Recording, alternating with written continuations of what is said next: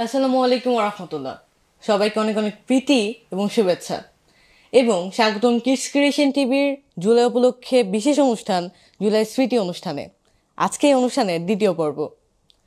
দর্শকবৃন্দ, আমরা প্রত্যেকেই জানি যে 2024 সালে পুরো জুলাই মাস জুড়ে সারা দেশে চলে ব্যাপক ছাত্র গণ আন্দোলন। সেই আন্দোলনের রেশ ধরেই আমরা নতুন করে পাই স্বাধীনতার স্বাদ। মাগফিরাত কামনা করছি সেই সকল ছাত্রছাত্রীদের জন্য যারা নিজেদের জীবন বাজি রেখে আন্দোলন করেছেন এবং আন্দোলনে শহীদ হয়েছেন। পাশাপাশি আরও একটি মর্মান্তিক দুর্ঘটনার কথা স্মরণ করতে চাই। গত 21শে জুলাই ঢাকার মাইলস্টোন স্কুলের জুনিয়র সেকশন ভবনে আছড়ে পড়ে বিমান বাহিনীর একটি প্রশিক্ষণ বিমান। প্রায় 36 জনের মৃত্যুর খবর এ পর্যন্ত আমরা পেয়েছি। আল্লাহ তাআলা যেন তাদেরকে জান্নাতবাসী করে, আমিন। দর্শক, আমরা এই অনুষ্ঠানে জুলাইয়ের স্মৃতি সম্পর্কে জানব, জুলাই সম্পর্কে গান শুনব, পাশাপাশি জুলাইয়ের দিনগুলোর বিভিন্ন অভিজ্ঞতার কথা আমরা শুনব। সেই জন্য আমাদের স্টুডিওতে উপস্থিত আছেন শিল্পী জাহিন ইকবাল, জুলাই আন্দোলনের অন্যতম সংগঠক রেজাউল করিম শাকিল ভাইয়া এবং সরকারের হুমকি উপেক্ষা করে আহত শিক্ষার্থীদেরকে স্বাস্থ্যসেবা দেওয়া ডক্টর মাহফুজুর রহমান স্যার আমাদের স্টুডিওতে উপস্থিত থাকার কথা ছিল, কিন্তু সংযত কারণে তিনি স্টুডিওতে উপস্থিত হতে পারেননি। তবে তাতে কোনো সমস্যা নেই, আমরা ডক্টর মাহফুজুর রহমান স্যারের কথা অবশ্যই শুনব। দর্শক, আপনারা এই অনুষ্ঠানটিতে বেশি বেশি করে লাইক করবেন এবং শেয়ার করে আপনাদের পাশাপাশি অন্যান্যদেরকেও এই অনুষ্ঠানটি দেখার সুযোগ করে দেবেন ইনশাল্লাহ। সেই জন্য এখন আমরা অনুষ্ঠানটি শুরু করতে চাই। অনুষ্ঠানটির মূল পর্বের পূর্বে একটি চমৎকার গান শুনে আসতে চাই। শিল্পী জাহিন ভাইকে অনুরোধ করবো একটা চমৎকার গান গাওয়ার জন্য। জি, আসসালামু আলাইকুম রহমতুল্লাহ। তোমাকে অনেক অনেক ধন্যবাদ। আজকের অনুষ্ঠানে আসতে পেরে খুবই ভালো লাগছে। এ পর্যায়ে যেহেতু জুলাই স্মৃতি এই অনুষ্ঠানে আছি এবং জুলাইকে স্মরণ করে একটি প্রতিবাদী গান আপনাদের সামনে পরিবেশন করার চেষ্টা করছি। গানটির গীতিকার এবং সুরকার শ্রদ্ধেয় শফিক আদনান। জুলাই চেতনা, জুলাই প্রেরণা, জুলাই স্বপ্ন সূচনা, জুলাই বাঁচলে দেশ বাঁচবে, জুলাই হারাতে দেব না। জুলাই চেতনা, জুলাই প্রেরণা, জুলাই স্বপ্ন সূচনা, জুলাই বাঁচলে দেশ বাঁচবে, জুলাই হারাতে দেব না। 36শে জুলাই ফ্যাসিবাদের বিদায়, কত তাজা প্রাণ কেড়ে নিল, রক্ত খেকো হায়না। 36শে জুলাই ফ্যাসিবাদের বিদায়, কত তাজা প্রাণ কেড়ে নিল, রক্ত খেকো হায়না। মায়ের বুকটা খালি হলো, বাবার নয়ন মনি, ভাই হারানো বোনের চোখে সাগর সম পানি। মায়ের বুকটা খালি হলো, বাবার নয়ন মনি, ভাই হারানো বোনের চোখে সাগর সম পানি। এখনো যায়নি শুকিয়ে রক্ত, দেয়ালে লেখা প্রতিবাদ, এখনো যায়নি শুকিয়ে রক্ত, দেয়ালে লেখা প্রতিবাদ। আহত পঙ্গু যোদ্ধার আওয়াজ তোমার কানে কি যায় না?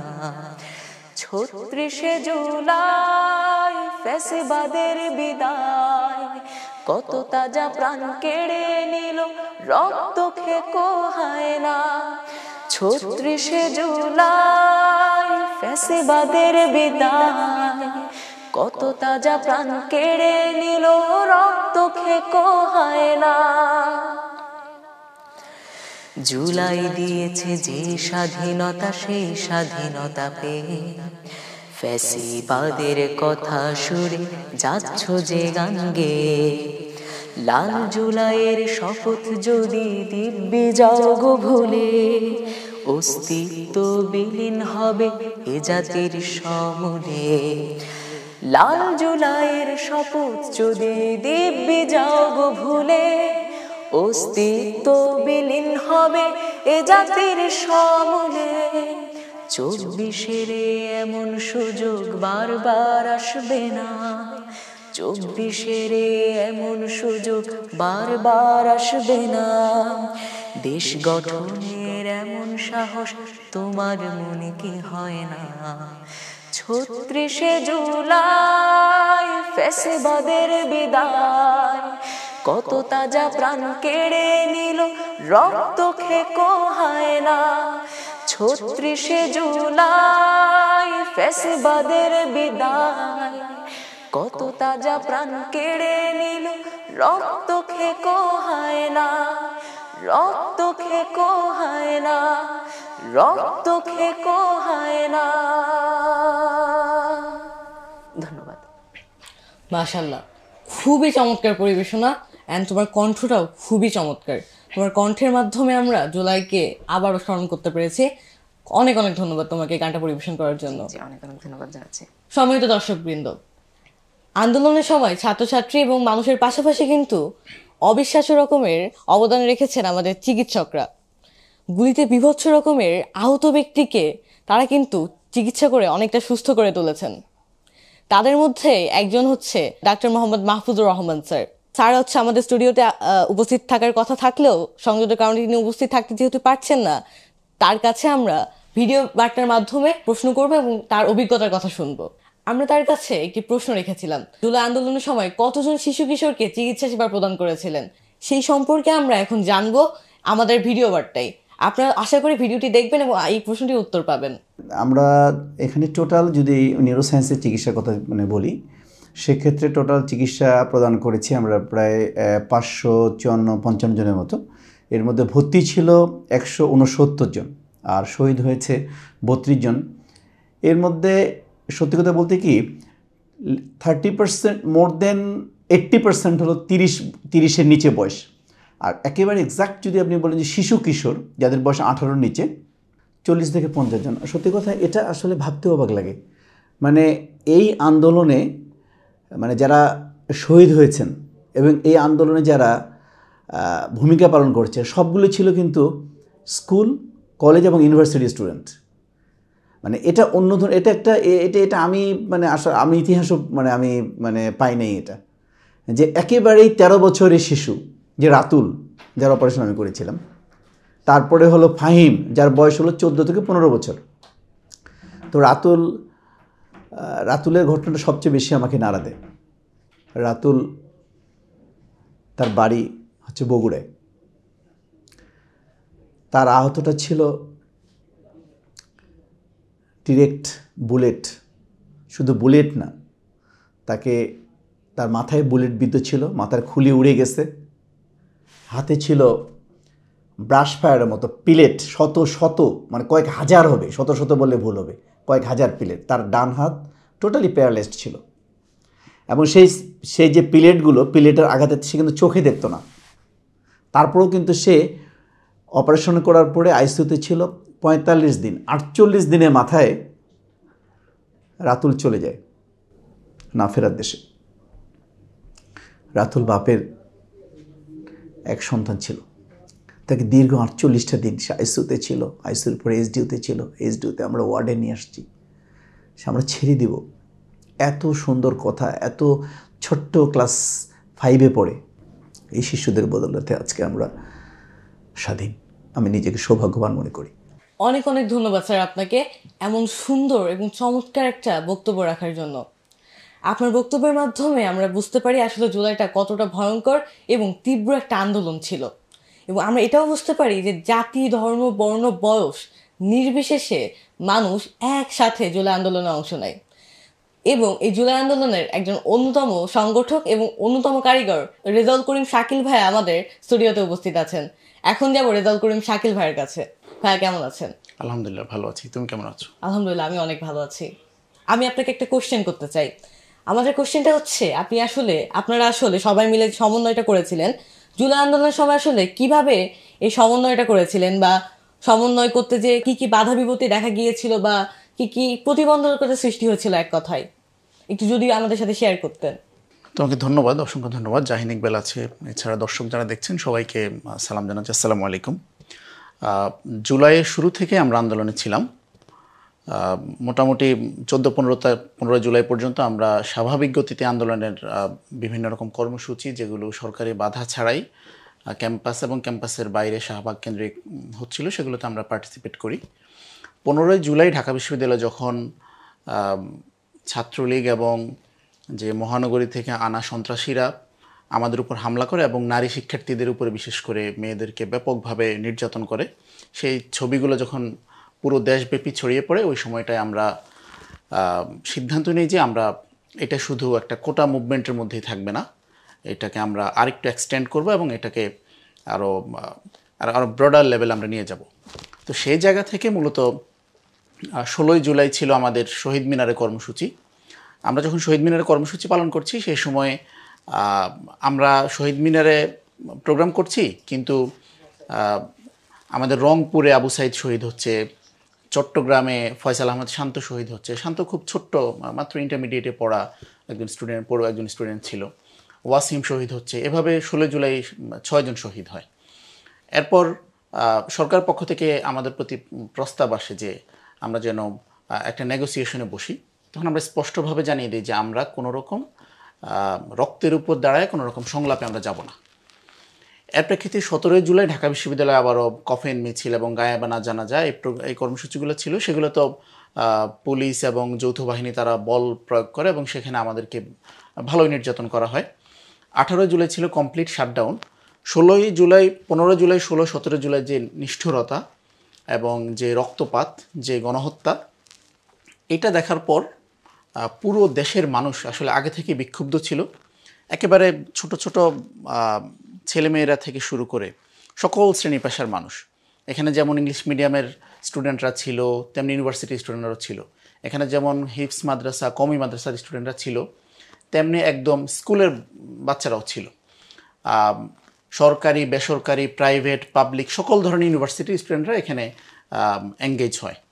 তো 18 জুলাই আমাদের যে কমপ্লিট শাটডাউন প্রোগ্রাম, যে কর্মসূচি ছিল, সেইটি বাস্তবায়ন করার জন্য 17 জুলাই রাত থেকেই আমাদের কাছে ব্যাপকভাবে ফোন আসা শুরু হয় যে ভাইয়া আমরাও কর্মসূচিতে নামতে চাই। ছোটো ছোটো স্কুলের স্টুডেন্টরা, প্রচুর ছেলেরা মেয়েরা আমাকে ফোন দিচ্ছিল যে ভাই আমরা প্রোগ্রামে বাস্তবায়ন করতে চাই, আমরা নামতে চাই।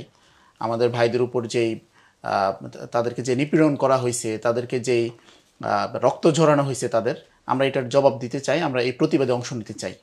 তো আমার আম্মু আমাকে নামতে দিচ্ছে না, আপনি যদি একটু আম্মুর সাথে কথা বলে আম্মুকে একটু রাজি করাতেন।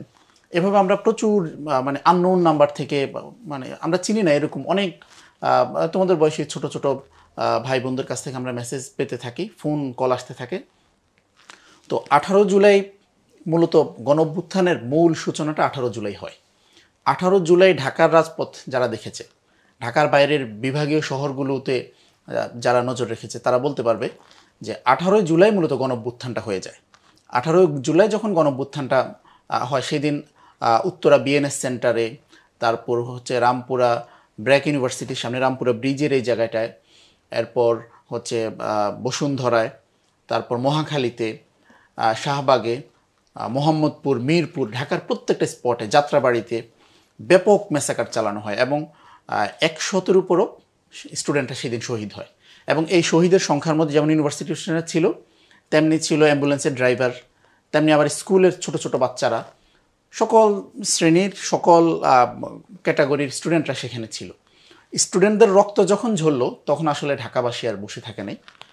ঢাকার সর্বস্তরের মানুষ, 18 জুলাই সন্ধ্যা থেকে কারফিউ জারি করা হয় এবং 18 জুলাই থেকে একদম শেষ পর্যন্ত কারফিউ ছিল। এটা বারে বারে কারফিউটা বাড়ানো হয়। তো সেই সময়টা 18 জুলাই বিকেলবেলা যখন নেট বন্ধ করে দেওয়া হয়, তখন আমরা একেবারে যোগাযোগ বিচ্ছিন্ন অবস্থায় ছিলাম যে কে কার সাথে যোগাযোগ করবে, কোথায় আন্দোলন কিভাবে সমন্বয় করা হবে। তখন আমরা যেটা করি, আমরা প্রচুর অফলাইন সিম ইউজ করার জন্য প্রচুর সিম কেনা হয় যেন অফলাইনে আমরা যোগাযোগ করতে পারি। অনলাইনে যেহেতু যোগাযোগ করা যাচ্ছে না, সেই জন্য আমরা প্রচুর সিম কিনি এবং হচ্ছে বাটন ফোন কিনি। সেগুলো আমরা ব্যাপকভাবে আমাদের যারা আমাদের যোগাযোগের মধ্যে ছিল সবার কাছে আমরা এগুলো ছড়িয়ে দিই। 18 জুলাই সন্ধ্যায় হচ্ছে 9 দফা নিয়ে আলাপ হয় এবং সেটা মিডিয়াতে আমরা পৌঁছে দেই। এরপর থেকে একেবারে 28 জুলাই পর্যন্ত প্রত্যেকটা দিন মিডিয়াতে 9 দফা পৌঁছানো, প্রত্যেক দিন এটাকে আপডেট করা। তারপর যখন মিডিয়াগুলো একটা পর্যায়ে আমাদেরকে নিরুৎসাহিত করা শুরু করে যে আপনারা আমাদেরকে এই বিবৃতিগুলো না পাঠালে ভালো হয়, আমাদেরকে সরকার থেকে চাপ দেওয়া হচ্ছে যেন আমরা এগুলো প্রচার না করি। তো সেই সময়টা আমরা যেটা করি আমরা, সমন্বয়ক ছিল আব্দুল কাদেরের বক্তব্য রেকর্ড করে, আব্দুল কাদের ঢাকার বাইরের একটা বাসায় ছিল, সেখানে তার বক্তব্য রেকর্ড করে আমরা একটা ছোট্ট মেমোরি কার্ডের মধ্যে বক্তব্যটা ঢুকিয়ে আমরা নিয়ে আসি ঢাকায়। সেখানে আমরা যেই বাসায় বসে সব কিছু করতাম, সেই বাসায় ওই মেমোরি কার্ডটা পেন ড্রাইভে ঢুকিয়ে সেখান থেকে অনেক প্রায় 15-20টা পেন ড্রাইভ নিয়ে আমরা একদম দেশীয় এবং আন্তর্জাতিক মিডিয়াতে আব্দুল কাদের বক্তব্যটা ছড়িয়ে দিই। তো এইভাবে মূলত 9 দফাটাকে বাঁচিয়ে রাখা, এবং দেশের মানুষ যে যেখান থেকে ফোন দিত, অফলাইনে ফোন দিত, বিদেশ থেকে অফলাইনে ফোন আসতো, তখন আমরা বলতাম যে আপনারা একটু পত্রিকায় নজর রাখেন, পত্রিকায় যদি দেখেন যে 9 দফা যাচ্ছে তাহলে বুঝবেন যে আন্দোলন চলমান আছে। আর এইভাবে মূলত আমাদের আন্দোলনটা চলমান থাকে। তো 28শে জুলাই পর্যন্ত এইভাবে একেবারে মোবাইল নেট আসার আগ পর্যন্ত আমরা এই অফলাইন কার্যক্রমটা এইভাবে চালু থাকে, এবং এই টাইমটাতে খুব নানান উপায়ে আমরা কর্মসূচি চালাইতে থাকি। যেমন একটা হচ্ছে যে আমাদের যে বাসাটায় বসে আমরা সব কিছু করতাম, সেই বাসায় টানা 3-4 দিন কাজ করার পর আমাদের মনে হচ্ছিল যে এইটা বোধ হয় এবার এখানে আর সিকিউরড নয় জায়গাটা, আমরা এবার একটু বাসা চেঞ্জ করা দরকার। তো সেই সময় আমরা বাইকের পেছনে বসে বসে, আমি বাইক চালাচ্ছি, আমার পেছনে একজন বসে বসে উনি সেখান থেকে টেক্সট পাঠাচ্ছেন সাংবাদিকদেরকে 9 দফা বা আন্দোলনের আমাদের নেক্সট কর্মসূচি বা আদার্স আরও যা কিছু। তারপর একদিনের ঘটনা হচ্ছে আমি বাইক নিয়ে, আমাদের একজন বড় ভাই মাহাদি ভাই, উনি সাংবাদিকদের সাথে যোগাযোগটা ফুললি মেনটেন করতেন। তো উনি আমার বাইকে উঠে, উনি এখন বলছেন না যে কোথায় যাবেন, উনি বলতেছেন যে জাস্ট তুমি ঘুরো। তো ঘুরতে ঘুরতে আমরা গেলাম একদম মহাখালী, যে বক্ষব্যাধি হসপিটালের ভিতরে যেয়ে সেখানে তিনি কয়েকজন সাংবাদিকের সাথে দেখা করেন এবং তাদেরকে 9 দফার যে প্রিন্টেড কপি সেটা পৌঁছান, এবং তারপর আব্দুল কাদেরের বক্তব্যের যে ক্লিপ সেটা দেন, এবং হচ্ছে সেখানে সাংবাদিকদেরকে আবারও টেক্সট করা সহ যাবতীয় যা কিছু সেই জিনিসগুলো করা হয়। সো এভাবে আসলে নানান উপায়ে মানুষজনকে কানেক্ট করা, মানুষজনের সাথে রাস্তায় থাকা। যেমন আমি যদি বলি, আমি এরকম 22 বা 23 জুলাই আমি ওই সময়টাতে হচ্ছে বাংলা মোটরের কাছে একটা জায়গায় জাস্ট আমি 2জন সাংবাদিকের সাথে দেখা করব, তারা আসতে দেরি হচ্ছে, এই জন্য ঠিক তোমার বয়সী কিছু বাচ্চারা খেলতেছে একদম রাস্তা, তো তখন তো আসলে গাড়ি ঘোড়া চলতেছে না। তো আমি তাদের সাথে পুরো বিকাল খেলার পর এরপরে সাংবাদিকরা আসলেন সন্ধ্যার পর, তাদের সাথে দেখা করলাম, তাদের সাথে আমাদের যে কাজ ছিল এটা শেষ করে আবার বাসায় ফিরলাম। তো এইভাবে একদম রাস্তার একদম ফুল টাইম রাস্তায় থাকার ফলে, এবং এই যখন ইন্টারনেট ব্ল্যাক আউট ছিল ওই 6 দিন ফুল টাইম আমরা একদম পুরো ঢাকা শহর বাইকে মানে ঘুরে বেড়ানোর সুযোগ হয়েছে আমাদের। এই যাচ্ছি তো শাহবাগ, আবার হচ্ছে ফার্মগেট, আবার মিরপুর, মোহাম্মদপুর, এইদিকে মহাখালী যাচ্ছি, গুলশান যাচ্ছি, নানান জায়গায়, ঢাকা ইউনিভার্সিটি যাচ্ছি, বুয়েটে যাচ্ছি, মেডিকেলে যাচ্ছি, যেখান থেকে যার সাথে কানেক্ট করা দরকার ছিল প্রত্যেকটা জায়গা থেকে আমরা হেল্প নেই, এবং সবাই সবার জায়গা থেকে সর্বোচ্চ পরিমাণ হেল্প করে। এটা শুরুর দিকে ছাত্রদের আন্দোলন থাকলেও 18 জুলাইয়ের এই ম্যাসাকারের পর, এই গণহত্যার পর এটা পরিপূর্ণভাবে আসলে একটা গণঅভ্যুত্থানের রূপ নেয়, এবং ঢাকার সর্বশ্রেণীর মানুষজনকে আমরা এই কাজে রাস্তায় পাই। তো এইভাবে মূলত আসলে আমার পার্টটা এইভাবেই, আমি এখানে আসলে প্রচুর হাজার হাজার স্টোরি আছে, হাজার হাজার গল্প আছে। অনেক অনেক ধন্যবাদ ভাইয়া, অনেক ইনফরমেশন পেলাম আপনার বক্তব্য থেকে, এবং পরবর্তীতে আমরা আরও আপনার কাছে কি শুনতে চাই এবং ইনশাআল্লাহ শুনবো। দর্শক, আমাদের জুলাই আন্দোলনের অন্যতম কারিগর রেজাউল করিম শাকিল ভাইয়ের তো মানে বিবৃতি থেকে কিন্তু আমরা অনেক ইনফরমেশন পেলাম, এবং আমরা বুঝতে পারলাম যে কিভাবে ধাপে ধাপে একটা জুলাই আন্দোলনকে তারা সফল করে তুলেছেন। এবার আবারও একটু যেতে চাই আমাদের সরকারের হুমকি উপেক্ষা করে আহত স্টুডেন্টদেরকে চিকিৎসা দেওয়া বা ট্রিটমেন্ট দেওয়া ডক্টর মোহাম্মদ মাহফুজুর রহমান স্যারের কাছে আমাদের এবারের প্রশ্ন থাকবে। স্যার, আমরা তো জানি যে আহত হলে বা ব্যথা পেলে মানুষ দাবি থেকে সরে আসে বা একচ্ছত্র হয়ে যায়, ছত্রভঙ্গ হয়ে যায়, তাদের ওই দাবিটা বা ওই চেতনা আর থাকে না। আমাদের যে গত ফ্যাসিস্ট সরকার ছিল তারা কিন্তু এইটাই মনে করেছিল, কিন্তু এটাকে আপনি কিভাবে দেখছেন, যদি একটু আমাদের সাথে শেয়ার করা যেত। এই কোশ্চিনটা একেবারেই মানে এত সুন্দর একটা কোশ্চিন, আমার মনে কোশ্চিনটা আপনি বলেছেন। তো ফাহিম নামে যে ছেলেটা ছিল, তাকে চিকিৎসা দিচ্ছি এই মুহূর্তেই, সে বলে স্যার দেরি করছেন কেন, আমার ছেলেটা দ্রুত করেন, আমি আবারও যাব। মানে এটা আসলে মানে কি বলবো, আমার মনে হয় যারা একেবারে ম্যাচিউর, যারা যোদ্ধা, তাদের অনুভূতিকেও হার মানায়। ছোট্ট একটা বাচ্চা ক্লাস 6-7-এ পড়ে। সেই ছেলেটা বলতেছে, স্যার আমার আমার মানে যেটা আপনি গুলিটা বের করে দেন, কিন্তু সে তো তার গুলিটা ছিল হলো স্পাইনাল কর্ড, ডরসাল রিজনে আমরা বলি যেটা, বুক বরাবর। তার পা কিন্তু অসাড়, পা কিন্তু প্যারালাইজড। সে বললো, স্যার দ্রুত এটা বের করে দেন স্যার, আবার আমি যাব। মানে এটা এটা এটা আসলে কি বলবো, ভাষা নাই। তার অনুভূতি এখন তাকে আমরা শেষ পর্যন্ত দেশে বাইরে পাঠাতে পেরেছি। আলহামদুলিল্লাহ সে অনেকটাই এখন হাঁটতে পারে, স্ট্রেস করে হাঁটতে পারে, এবং আমার কাছে মনে হয় যে সময়ের ব্যবধানে হয়তো আলহামদুলিল্লাহ সে সুস্থ হয়ে যাবে।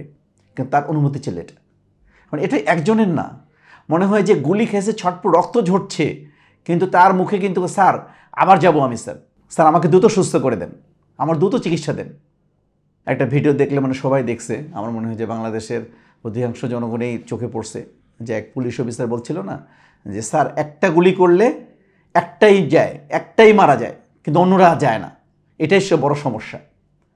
এটা একটা বাস্তব, যেটার বাস্তব মানে ফেস করছি আমি এবং আমার সহপাঠী চিকিৎসকরা। অনেকেই এই কথাই বলে যে চিকিৎসা দিচ্ছি, জ্ঞান আছে রোগী, স্যার আবার যাব, যেভাবে হোক আমি আবার মাঠে যাব, আমাকে স্যার দ্রুত সুস্থ করে দেন। এই ছিল যাদের অনুভূতি। স্যার আপনাকে আবারও অনেক অনেক ধন্যবাদ। এবার আসলেই আপনার এই বক্তব্যটা শুনে আমাদের প্রত্যেকের চোখ ছলছল করছিল, এবং আমি মনে করি আমাদের যে দর্শকরা আছে তাদেরও একই অবস্থা হয়েছে। এখন এই অবস্থায় আমরা একটা গান শুনে আসতে চাই। শিল্পী জাহিন ইকবাল ভাইয়াকে অনুরোধ করব আরও একটি চমৎকার গান উপহার দেওয়ার জন্য। জি, তোমাকে অনেক অনেক ধন্যবাদ। আমি এই পর্যায়ে একটি জাগরণীমূলক গান পরিবেশন করব। এই গানটি লিখেছেন এবং শুরু করেছেন আমাদের প্রিয় কবি মতিউর রহমান মল্লিক। ঘন দুর্যোগ পথে দুর্ভোগ, ঘন দুর্যোগ পথে দুর্ভোগ, তবু চল পাহাড় বনানি পেরিয়ে সে নানি ভাঙ মিথ্যার জগদ্দল। ঘন দুর্যোগ পথে দুর্ভোগ, তবু চল পাহাড় বনানি পেরিয়ে সে নানি ভাঙ মিথ্যার জগদ্দল। ঘন দুর্যোগ পথে দুর্ভোগ, মজনু মানের মৃত্যু তুহিন হৃদয়ে, আনাশ্বাস রক্ত সূর্য উদয়ে। মজনু মানের মৃত্যু তুহিন হৃদয়ে, আনাশ্বাস রক্ত সূর্য উদয়ে। হেরার গুহার উদ্ভাসে ফের, হেরার গুহার উদ্ভাসে ফের, জাগা জনতার প্রাণ অতল। ঘন দুর্যোগ পথে দুর্ভোগ, তবু চল পাহাড় বনানি পেরিয়ে সে নানি ভাঙ মিথ্যার জগদ্দল। ঘন দুর্যোগ পথে দুর্ভোগ, ঘন দুর্যোগ পথে দুর্ভোগ। তিমির কুহেলি ঠেলে আন তিথি শুক্লা, নিদালি হৃদয়ে যান অম্লানুল্কা। হেজাজের ঝড়ে জনপদে আন বন্যা, কোরআনের সুধা পিয়ে হোক ধরা ধন্যা। হেজাজের ঝড়ে জনপদে আন বন্যা, কোরআনের সুধা পিয়ে হোক ধরা ধন্যা। নয়া খেলাফত রাশেদার দিন, নয়া খেলাফত রাশেদার দিন, ঘুচাক জাহেলি প্রলাপ ছল। ঘন দুর্যোগ পথে দুর্ভোগ, তবু চল পাহাড় বনানি পেরিয়ে সে নানি ভাঙ মিথ্যার জগদ্দল। ঘন দুর্যোগ পথে দুর্ভোগ, তবু চল পাহাড় বনানি পেরিয়ে সে নানি ভান, মিথ্যার জগদ্দল ঘন দুর্যোগ পথে দুর্ভোগ, ঘন দুর্যোগ পথে দুর্ভোগ, ঘন দুর্যোগ পথে দুর্ভোগ। ধন্যবাদ। অনেক অনেক ধন্যবাদ ভাইয়া। আসলে তোমার গান নিয়ে আলাদা করে কিছু বলতে মানে বলার দরকার নাই, কারণ তোমার কথা এবং গলা এত চমৎকার যে গানগুলো আমাদের এবং আমাদের দর্শকদেরকে বিমোহিত এবং মুগ্ধ করেছে। অনুষ্ঠানের এই পর্যায়ে আমরা আবারও একটু যাব শাকিল ভাইয়ের কাছে। ভাইয়া, এবার আপনার কাছে আমার একটা কোশ্চেন, যে বিবিসির বর্তমানে একটা রিপোর্ট অনুযায়ী জুলাই আন্দোলনে যতজন শহীদ হয়েছেন তার মধ্যে শতকরা 10 জনের মধ্যে একজন শিশু। এটাকে আপনি কিভাবে দেখছেন? জুলাইয়ে আসলে যে পরিমাণ মানুষ শহীদ হন তার মধ্যে প্রচুর সংখ্যক শিশুরা আছে, এটা কোনোভাবে আসলে ব্যাখ্যা করার মতো না। যেমন জুলাইয়ের মূল মুভমেন্টটা ছিল আমরা যারা ইউনিভার্সিটি লেভেলের স্টুডেন্ট, সেখানে কোনো রকম ব্যক্তিগত ইন্টারেস্ট ছাড়া, কোনো রকম পার্সোনাল লাভ ছাড়া প্রাইভেটের স্টুডেন্টরা সেখানে এঙ্গেজ হয়। তাদের দেখা দেখি যখন রক্ত ঝরে তখন স্কুলের এবং একদম ছোট ছোট বাচ্চারা পর্যন্ত সেখানে এঙ্গেজ হয়। যেমন যদি ছোট্ট একটা বলি, যে একটা ছোট ছেলে তার বাবার সাথে ছাদের উপর খেলতেছিল, ওই সময় তাকে হেলিকপ্টার থেকে গুলি করে শহীদ করা হয়। এইটাকে আসলে মানে আমরা কোন যুক্তি দিয়ে ব্যাখ্যা করব? ওই ছোট বাচ্চার আসলে মানে কি দোষ?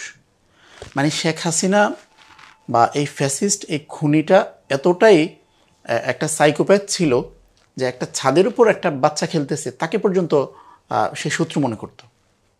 আবার একজন নারী, একজন মা, গর্ভবতী মা, উনি জাস্ট বারান্দায় দাঁড়িয়ে রাস্তার আন্দোলন দেখতেছিলেন, তাকে সেখান থেকে রাস্তা থেকে গুলি করে সেই নারী এবং তার পেটের শিশুসহ, অনাগত শিশুসহ তাকে শহীদ করা হয়।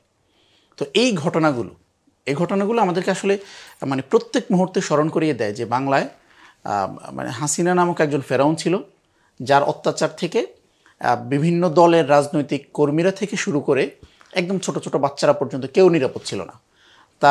তার নিপীড়নে একদম একটা রাষ্ট্রের শীর্ষ পর্যায় থেকে শুরু করে বা রাষ্ট্রের উঁচু তলার মানুষ থেকে শুরু করে একজন রাস্তার যে লোকটা বাদাম বিক্রি করছে সেই লোকটা পর্যন্ত নিরাপদ ছিল না। সো এরকম এক ভয়ঙ্কর ফ্যাসিবাদের আমল আমরা পার করেছি, এরকম এক ভয়ঙ্কর খুনির শাসন আমল আমরা দেখেছি। সেই জন্য আমরা সবসময় আমাদের অনাগত প্রজন্মকে, সামনের দিনে যারা এই বিপ্লব সম্পর্কে জানবে, প্রত্যেকের কাছে আমাদেরকে এই গল্পগুলো পৌঁছে দিতে হবে যে আমাদের লাইফকে যারা সংকুচিত করে ফেলছিল, আমাদের ছোট ছোট ভাই বোনদেরকে যারা মানে জাস্ট তারা ছাদে খেলবে, তারা বারান্দায় যেয়ে খেলবে, এতটুকু পর্যন্ত অ্যালাউ করা হয় নাই যাদেরকে, তাদের ব্যাপারে এই প্রজন্মকে জানানো, আগামী প্রজন্মকে জানানো, এবং সেটা যুগ যুগ ধরে, এবং এটা শুধু আমরা জানাবো এভাবেই না, আমাদের পাঠ্য তালিকায়, আমাদের নাটক, সিনেমায়, প্রত্যেকটা জায়গায় এই ভয়ঙ্কর খুনি ফ্যাসিস্টদের সম্পর্কে আমাদের আসলে মানুষকে জানাইতে হবে, যেন কোনোভাবেই আগামীতে যে প্রজন্ম আসবে তারা যেন আবারও এরকম কোনো ফ্যাসিবাদের শিকার না হয়, তারা যেন আবারও এরকম কোনো নির্মমতার শিকার না হয়। এবং তুমি যেটা বললা যে প্রতি 10 জনে একজন, এটা আসলে মানে খুবই ভয়াবহ একটা ব্যাপার। এরকম ঘটনা সাধারণত দেখা যায় ফিলিস্তিনে, সেখানে গাজার শিশুরা তারা ইসরায়েলিদের আক্রমণে তারা এভাবে মারা যায়। বাংলাদেশের মতো একটা জায়গায় এভাবে শিশুরা নিপীড়নের শিকার হবে, এটা একটা অবিশ্বাস্য ব্যাপার ছিল, কিন্তু সেই অবিশ্বাস্য ব্যাপারটা আসলে বাংলাদেশে ঘটেছে। সো আমরা চাই যে আসলে এরকম কোনো ঘটনা, এরকম কোনো নির্মমতা যেন আবারও কখনো বাংলাদেশে ফিরে না আসে, সেজন্য অনাগত প্রজন্ম এই সম্পর্কে সজাগ থাকুক, এবং এই ফ্যাসিবাদের যে জনক বা জননী যারা আছে তাদের প্রত্যেককে যুগ যুগান্তর ধরে মানুষের অন্তরে ঘৃণিত একটা স্মৃতি হিসেবে তারা বেঁচে থাকবে। আবার অনেক ধন্যবাদ ভাইয়া। আপনার এই বক্তব্যটার মাধ্যমে আমরা বুঝতে পারলাম যে জুলাই আন্দোলন আসলে কেমন একটা ভয়াবহ আন্দোলন ছিল, কিভাবে ছোট থেকে বড় প্রত্যেককে আন্দোলনে হত্যা করা হয় এবং অনেক বিভিন্ন বয়স ভেদে মানুষ শহীদ হয়, শিশুরা পর্যন্ত নিরাপদ ছিল না। কতটা নির্মমভাবে এই আন্দোলনটা আস্তে আস্তে ধীরে ধীরে গ্রো আপ করে সেটাও আমরা বুঝতে পারি, এবং কিভাবে আমরা এই আন্দোলনটাকে মিনিংফুল করতে পারবো এটাও আমরা কিন্তু ভাইয়ের বক্তব্য থেকে শুনতে পাই। অনুষ্ঠানে এই পর্যায়ে আমরা আবারও একটু যাব ডক্টর মোহাম্মদ মাহফুজুর রহমান স্যারের কাছে। স্যারের কাছে আমার এবারের প্রশ্ন থাকবে, আমাদের জুলাই আন্দোলনে আপনি যে এত স্টুডেন্ট বা এত মানুষকে চিকিৎসা সেবা প্রদান করেছেন, এ বিষয়ে আপনি আসলে কেমন বোধ করেছিলেন, বা আপনার সেই সময় এক্সপিরিয়েন্স বা সেই সময়কার অনুভূতি কেমন ছিল, বা এখনো আপনার অনুভূতিটা আসলে কেমন, যদি একটু শেয়ার করতেন আমাদের সাথে। এই আন্দোলনে খুব ওতপ্রোত জড়িত ছিলাম, একেবারে ফ্রম দ্য বিগিনিং বলা যায়, জুলাইয়ের শুরু থেকেই। তো মাঝে মাঝে আমাকে দু একজন বলতে চাই, মাহফুজ ভাই আপনি একজন ডাক্তার এবং বড় ডাক্তার, তা আপনি মাঠে নামছেন। বললাম যে ভাই ভালো লাগছে না, ছোটো ছোটো শিশুরা, ছোটো ছোটো কিশোররা স্কুলের, কলেজে, ইউনিভার্সিটি আপনি দেখেন রাজনৈতিক কয়জন লিডার মাঠে নামছে। সুতরাং এদের সাথে মাঠে নামার থেকে শুরু করে এদের সাথে, এদের মধ্যে প্রত্যেকটা আমার একটা আলাদা একটা ইয়ে তৈরি হয়ে যায়, একটা ভালোবাসা, একটা বন্ধন তৈরি হয়ে যাচ্ছে, তৈরি হয়ে গিয়েছিল সত্যি কথা। তো যেটা যখন তারা আহত হচ্ছিল, যখন তারা বিভিন্ন জায়গায় মানে আঘাত পাচ্ছিল, আমি আসলে স্থির থাকতে পারছিলাম না। এবং আমি তাদেরকে এতটাই বেশি ভালোবেসে ফেলেছিলাম যে আমি রিস্ক নিয়ে, আমার জীবনে রিস্ক নিয়ে আমি এগিয়ে গেছি। এটা সবাই জানে। আমি যেখানে প্রাইভেট চেম্বার করতাম, সেখানে একদিন ভর্তি হলো প্রায় 9 জন থেকে 10 জন পেশেন্ট, সবগুলো গুলিবিদ্ধ ছিল। তো উপর থেকে আমাদের যারা মানে ম্যানেজিং ডিরেক্টর, ম্যানেজিংয়ের দায়িত্ব, ওরাই সবাই একটু ভয় পাচ্ছিল যে মাহফুজ ভাই এটা আসলে এখানে এই রোগীগুলো তো ভর্তি করা কতটুকু ইয়ে হবে, কারণ গভর্নমেন্ট তো খুবই একদম হার্ড লাইনে আছে। হসপিটালের জানতে পারলে তো হসপিটালের লাইসেন্স থাকবে না। তো আমি বললাম যে যেখানে মানুষের জীবনই থাকবে না, সেখানে লাইসেন্স নিয়ে যদি আমরা চিন্তা করি, যে আমাদের এটা বিশেষ করে 4 তারিখ 5 তারিখের দিকে, যখন টোটালটাই টার্গেট ছিল একেবারে টার্গেট কিলিং আমি বলি আর কি, যে এদের যে সবগুলো গুলি আপনি দেখবেন, আপনি শুধু আমি না, অনেকের কাছে যারা এই চিকিৎসার সাথে জড়িত এবং যারা এই আহতদের সাথে চিকিৎসার জড়িত ছিলেন, প্রত্যেকেরই গুলি কিন্তু টার্গেট হচ্ছে মাথা ছিল, টার্গেট ছিল স্পাইনাল কর্ড বা ঘাড়, অর্থাৎ একদম কিলিং টার্গেট কিলিং, সত্যি কথা যেটা। তো এটা কয়েকটা পেশেন্টের, আমার হাতে যে কয়েকটা আসছিল, যে খুলি ছিল না, একদম মাথা এমনভাবে গুলি করা হয়েছে যে মাথার খুলি চলে গেছে, খুলি এবং মগজ নিয়ে তার বাবা, তার মা হাতে নিয়ে আসছে। অ্যাম্বুলেন্স থেকে নামানোর পরে দেখলাম যে পেশেন্ট তো স্পট ডেথ, হয়তো অনেক আগে মারা গেছে, কিন্তু বাবার আর্তনাদ, পলিথিন ব্যাগে করে মগজ নিয়ে আসছে যে স্যার কোনোভাবে কি আমার এই বাবার মগজটা, আমার এই ছেলের মগজটা স্যার নিয়ে আসছে, এটাকে লাগানো যায়, ভালো করে দেওয়া যাবে। মানে এটা আসলে আমি জানি না পৃথিবীতে এরকম কোনো ঘটনা আছে কি না। তো যাই হোক, আমি আসলে সত্যি কথা যে আমি এরপরেও মানে সবার কথা অমান্য করে আমি আসলে অনেক মানে পেশেন্টকে সেখানে ভর্তি দিই। এবং সবচেয়ে বড় মানে যে জিনিসটা আমার কাছে এখন মনে হয়, যে সেদিন যে ঘটনাটা আপনাকে বলতেই হচ্ছে, ভর্তি দেওয়ার পরপরই আমি জানতে পারলাম যে সেখানে ডিবির একটা বড় টিম হানা দিচ্ছে। তো আলহামদুলিল্লাহ সাথে সাথে আমার মাথায় আল্লাহ বুদ্ধি দিয়ে দিল যে দ্রুত তাদের ডায়াগনোসিসগুলো চেঞ্জ করে ফেললাম, তাদের ফাইলগুলো চেঞ্জ করে দিয়ে ডায়াগনোসিস দিলাম হলো রোড ট্রাফিক অ্যাক্সিডেন্ট, অথচ বুলেট বিদ্ধ। তো ওরা খোঁজখবর ফাইল টাইল নিয়ে দেখলো।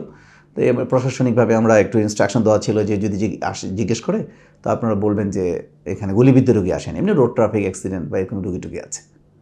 মানে এতটাই গভর্নমেন্ট হার্ডলাইনে ছিল, চিকিৎসা দেওয়াটা ছিল চরম ঝুঁকি এবং জীবনে রিস্ক নিয়ে সত্যি কথা চিকিৎসা দিচ্ছি। কিন্তু তারপরেও মনে হয় যে আমি মানে এটা গর্ববোধ করি যে আমি তাদের চিকিৎসা দিতে পেরেছি। কারা সেই মানে যারা আমাদের কাছে চিকিৎসা নিচ্ছে আমার কাছে, শিশু কিশোর, একেবারে ইয়াং জেনারেশন, বয়স অধিকাংশের ক্ষেত্রে আমি বলবো যে 80% 30 বছরের নিচে যাদের বয়স। এবং এটা কিসের জন্য? সত্যি কথা, ওরা দেখছে যে এদেশকে এদেশের সার্বভৌমত্বকে রক্ষা করতে হলে ওদের মাথায় এটা মনে হয় যে মানে আল্লাহই বোধহয় ওদের মাথায় এই জিনিসটাকে জাস্ট ইনপুট দিয়ে দিচ্ছে যে এদেশকে রক্ষা করতে হলে আর বসে থাকার কোনো সুযোগ নেই। অনেক সিনিয়র বাসায় বসে হয়তো টিভি, টেলিভিশন, তারপরে ইউটিউব, ফেসবুক এগুলো দেখেই মানে আন্দোলনের সাথে মনে হচ্ছে জড়িত হয়ে গেছে। কিন্তু যারা একেবারে মাঠে ছিল, যারা আহত হচ্ছিল, যারা শহীদ হয়ে যাচ্ছিল, এটা কিন্তু আপনি দেখবেন সবগুলো হচ্ছে ছাত্র ছিল, সো তাদের চিকিৎসা দিতে পেরে সত্যি কথা আমি আজীবন গর্ববোধ করব। এবং আমার মানে আমি মনে হচ্ছে যে এরকম যদি আল্লাহ মাফ করুক, যদি সুযোগ পাই, আমি নিজেকে মানে বিলিয়ে দেওয়ার জন্য প্রস্তুত। ওদের কাছ থেকে অনেক শেখার আছে। ওদের যে মানে উদ্যম, ওদের যে সাহস, ওদের যে আমি জানি না আল্লাহর তরফ থেকে কিভাবে তারা আসলে মানে সাহস পেয়েছে, আল্লাহ তাদেরকে কীভাবে সাহস দিয়েছেন, যেটা আমার মনে হয় যে অসম্ভব। একজন আমাদের মতো মানুষ, সত্যি কথা, যারা মানে আমরা মানে বড় হয়েছি, সিনিয়র যারা, এরকম সাহস, তাদের কাছে আমরা লজ্জিত আসলে, সত্যি কথা। স্যার আপনাকে আবারও অনেক ধন্যবাদ। এবারের বক্তব্যটা আসলে অনেক মর্মান্তিক ছিল, কতটা ভয়াবহ ছিল আপনার এবার বক্তব্যটা। আপনার বক্তব্যের যে কাহিনীগুলো ছিল বা স্টোরিগুলো ছিল, এই যে মানে আপনার যে অভিজ্ঞতা, এটা আসলে আমাদেরকে প্রত্যেককে চোখে পানি আনার মতো। এবং কিভাবে মানে আমরা তো আপনার বক্তব্যটা শুনলাম, আপনি যে চিকিৎসা দিতে চেয়েছেন, আপনার মতো আরও চিকিৎসকরা চিকিৎসা দিতে চেয়েছে, তাদেরকে চিকিৎসা পর্যন্ত নিতে দেয়নি। এই বিষয়ে আপনি আসলে শাকিল ভাই, আপনি কিছু বলেন প্লিজ। এই বিষয়গুলো আসলে মানে আমরা যদি একটু চিন্তা করি যে আমাদের আন্দোলনের মানে ফুয়েল জুগিয়েছে কারা, যে আমি একজন শহীদের গল্প বলি। আমাদের আব্দুল্লাল তাহির 18 এবং 19 জুলাই আমাদের সাথে ঢাকায় আন্দোলন করে। তো তাহিরের মা একা থাকেন রংপুরে। তাহির হচ্ছে 19 জুলাই রংপুর চলে যায়।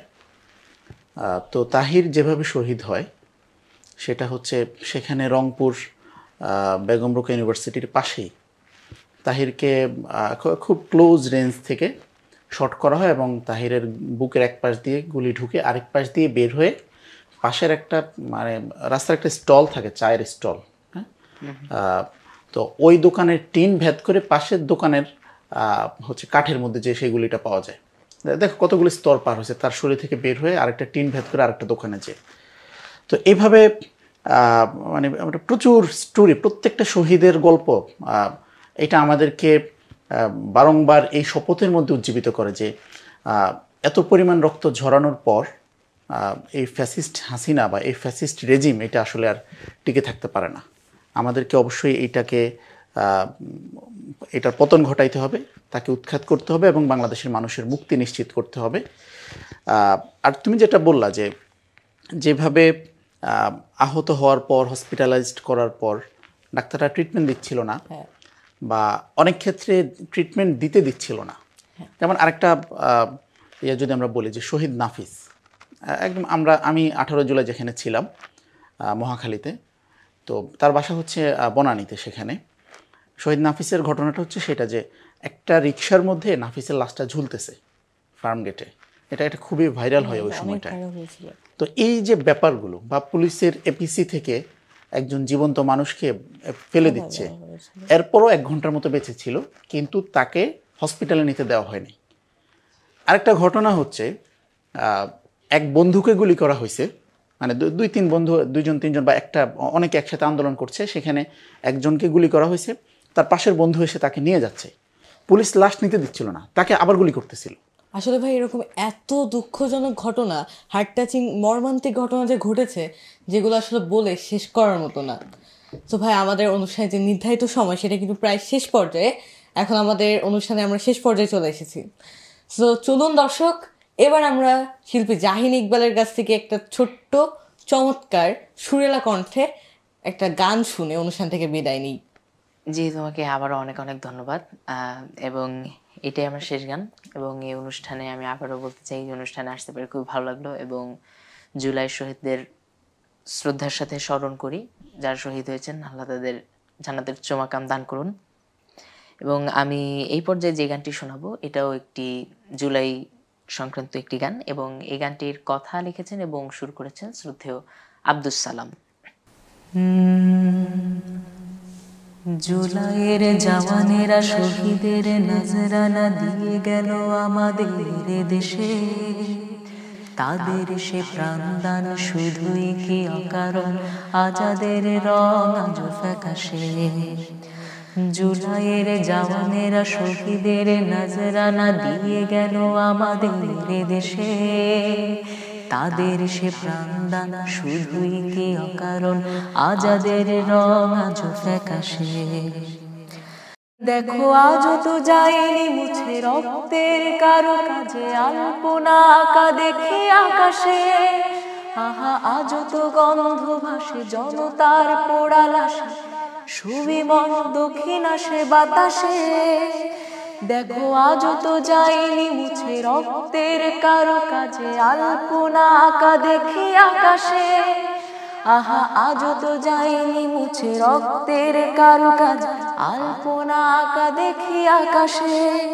তবে বৃথাই কি যাবে আজ কত ত্যাগ, কত কাজ, কত চোখ, কত হাত, কত প্রাণ। না না না না না না, বৃথা যেতে দেব না। না না না না না না, বৃথা যেতে দেব না। মোরা একসাথে লড়ব, দেশটাকে গড়ব, দেশটাকে বাঁচাবো, দেশটাকে সাজাবো। জুলাই শহীদের অবদান রাখবো শহীদি সম্মান। জুলাই শহীদের অবদান রাখবো শহীদি সম্মান। দেখো দেয়ালে দেয়ালে আঁকা, পিলারে পিলারে লেখা জুলাই বিপ্লবী স্বপ্ন। আহা মানুষের প্রাণে প্রাণে, স্লোগানে স্লোগানে বাজে, ভুলবে না এ জাতি কখনো। দেখো দেয়ালে দেয়ালে আঁকা, পিলারে পিলারে লেখা জুলাই বিপ্লবী স্বপ্ন। আহা মানুষের প্রাণে প্রাণে, স্লোগানে স্লোগানে বাজে, ভুলবে না এ জাতি কখনো। এসো গড়ে তুলি বুনিয়াদ, সামনের প্রাসাদ ভাঙবো না কোনো ষড়যন্ত্রে। এ সমাজ বদলে ইনসাফ আদলে, গড়বই কোরআনের মন্ত্রে। না না না না না না, পরাজয় মানব না। না না না না না না, পরাজয় মানব না। মোরা একসাথে লড়ব, দেশটাকে গড়ব, দেশটাকে বাঁচাবো, দেশটাকে সাজাবো। জুলাই শহীদের অবদান রাখবো শহীদি সম্মান। জুলাই শহীদি সম্মান রাখবো শহীদি সম্মান। জাহিন ভাই মাশাআল্লাহ, খুব চমৎকার। এত সুন্দর গলায় তুমি গানটা গেয়েছো, তোমাকে লাস্টবারের মতো অসংখ্য ধন্যবাদ জানাতে চাই। প্রিয় দর্শক, আমাদের জন্য নির্ধারিত সময় ফুরিয়ে এসেছে। এখন আমাদেরকে বিদায় নিতে হবে। বিদায় নেওয়ার পূর্বে আমি বলতে চাই, 1947 সাল থেকে 1971 সাল পর্যন্ত দীর্ঘ 23 বছরের বঞ্চনার শিকার হয়ে আমরা অবশেষে স্বাধীনতা লাভ করি, এবং সেই স্বাধীনতা কয়েক বছর, বেশ 20 থেকে 30 বছর পরে 2024-এ এসে আবারও নতুন করে আমরা স্বাধীন হই এবং স্বাধীনতার স্বাদ পাই। এই স্বাধীনতাকে আমরা অবশ্যই অর্থবহ এবং মিনিংফুল করে গড়ে তুলতে চাই। মহান আল্লাহ তাআলা যেন আমাদেরকে এই তৌফিক দান করেন, আমিন। এতক্ষণ আমি উপস্থাপক হিসেবে উপস্থিত ছিলাম মোহাম্মদ মুবাশির কবির। এই যে চমৎকার একটা অনুষ্ঠান, এই জন্য ধন্যবাদ কিডস ক্রিয়েশন টিভিকে। পাশাপাশি ধন্যবাদ উপস্থিত অতিথিবৃন্দকে। ডান পাশে অবস্থিত জাহিন ইকবালকে আবারও ধন্যবাদ জানাচ্ছি, এবং বাম পাশে অবস্থিত জুলাই আন্দোলনের অন্যতম সমন্বয়ক শাকিল ভাইকেও আবারও অনেক ধন্যবাদ জানাচ্ছি। এই মোমেন্টে স্বল্প সময়ের জন্য বিদায় বেলায় যদি কিছু বলতেন শাকিল ভাইয়া। প্রথমত কিডস ক্রিয়েশনকে অসংখ্য ধন্যবাদ আমাকে এখানে সুযোগ দেওয়ার জন্য। আমাদের জুলাই মাস চলছে, জুলাইয়ের আজকে 31 তারিখ। আমরা সরকারের কাছে আহ্বান রাখবো যেন জুলাইয়ের শহীদ এবং গাজীদের সম্মানার্থে এবং জুলাইয়ের যোদ্ধাদের নিরাপত্তা প্রদানে অতি দ্রুত সময়ে জুলাই সনদ এবং জুলাই ঘোষণাপত্র দেওয়া হয়। আর আমরা যারা এই প্রোগ্রামটি দেখছেন তাদের কাছে আমরা অনুরোধ করব, আমরা কোনোভাবেই যেন জুলাইকে হারিয়ে যেতে না দিই। জুলাই যদি হারিয়ে যায় তাহলে আমাদের যে 2000 শহীদের রক্ত সেটা বৃথা যাবে। জুলাই যদি হারিয়ে যায় আমাদের যে 30,000 আহত এবং গাজী ভাইয়েরা তাদের এই ত্যাগ বৃথা যাবে। জি ভাই, আমরাও তাই প্রত্যাশা করি, এবং আমাদের সামনে অবস্থিত স্ক্রিনে দর্শকরাও কিন্তু তাই প্রত্যাশা করে। দর্শক, এই পর্যায়ে আমরা বিদায় নিচ্ছি। আমাদের মেহমানবৃন্দকে ধন্যবাদ, কিডস ক্রিয়েশন টিভিকে ধন্যবাদ, পাশাপাশি আপনাদেরকেও অশেষ ধন্যবাদ এতক্ষণ আমাদের সাথে থাকার জন্য। আল্লাহ হাফেজ। জুলাইয়ের জওয়ানেরা শহীদের নজরানা দিয়ে গেল আমাদের দেশে, তাদের সে প্রাণদান শুধুই কি অকারণ, আজাদের রং আজ ফ্যাকাশে। দেখো আজ তো যায়নি মুছে রক্তের কারো কাজে আলপনা। For more updates